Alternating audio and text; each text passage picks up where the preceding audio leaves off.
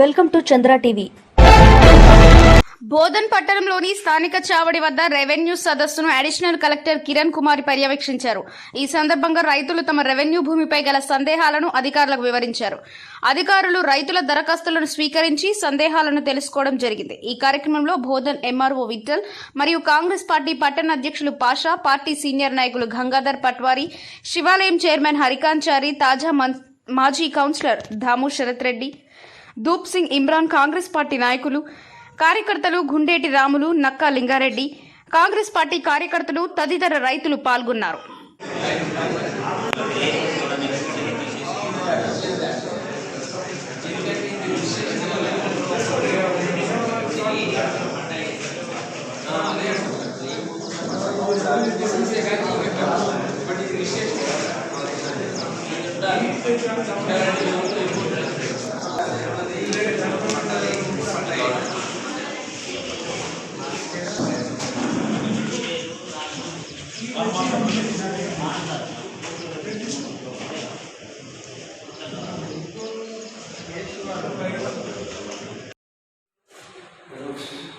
బోధన్ రైతులందరికీ నమస్కారం అండి.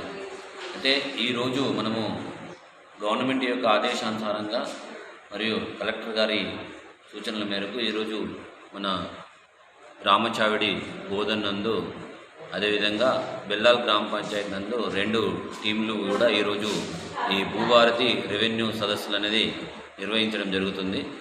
ఇందులో భాగంగా తహసీల్దార్ అంటే నేను ఇక్కడ రామచావిడిలో ఉన్నాను. అదేవిధంగా మా రాజశేఖర్ డిటి గారు బెల్లాల్ గ్రామ పంచాయతీ నందు తను కూడా రెవెన్యూ సదస్సులో ఉన్నారు. ఈరోజు మన దౌత్యాలు దుద్యాలకు సంబంధించింది ఈరోజు తీసుకోవడం జరుగుతుంది. ఈ దౌత్యాలు దుద్యాలు కూడా ఈ 3 days కూడా అప్లికేషన్స్ తీసుకోవడం జరుగుతుంది. ఎవరైనా మిస్ అయిన వాళ్ళు ఉంటే కనుక వాళ్ళు కూడా దరఖాస్తు చేసుకోవచ్చు. అదేవిధంగా రేపు పాండు తరఫుకు సంబంధించిన రైతులందరికీ కూడా గ్రామచావిడి నందు మనము రెవెన్యూ సదస్సు ఏర్పాటు చేసుకోవడం అయింది.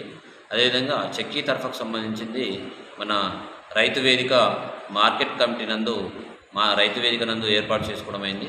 కాబట్టి మన చెక్కీ తరఫా అండ్ పాండు తరఫా రైతులందరికీ మరొకసారి కోరినది ఏమనగా, మీకు ఏమన్నా భూములకు సంబంధించిన సమస్యలు అనగా ఎక్కడన్నా మీకు సర్వే నెంబర్ మిస్ అయిన ఎళ్ళ మీ పాస్బుక్ వచ్చి దాంట్లో ఏదన్నా సర్వే నెంబరు మిస్ అయితే వాటికి సంబంధించి, అదేవిధంగా ఏమన్నా రగ్బా ఎక్స్టెంట్ తప్పు వస్తే ఆ ఎక్స్టెంట్ విషయమై, అదేవిధంగా పెండింగ్ మొటేషన్స్ అంటే ఎక్కడన్నా భూమి కొనుక్కున్నారు బట్ ఇప్పటి వరకు పట్టా ఎక్కలేదు అలాంటి సమస్యకు సంబంధించిన ఎడల, అదేవిధంగా ఎవరన్నా వాళ్ళ ఫాదర్ కానీ మదర్ కానీ చనిపోతారు, లేకపోతే వాళ్ళ పెద్దలు ఎవరైనా వాళ్ళ పేరు మీద ల్యాండ్ ఉండి వాళ్ళకు సంబంధించిన ఏదైనా సక్సెషన్ పెండింగ్ ఉంటే కూడా వాళ్ళ వారసులు కూడా వచ్చి దరఖాస్తు పెట్టుకోవచ్చు.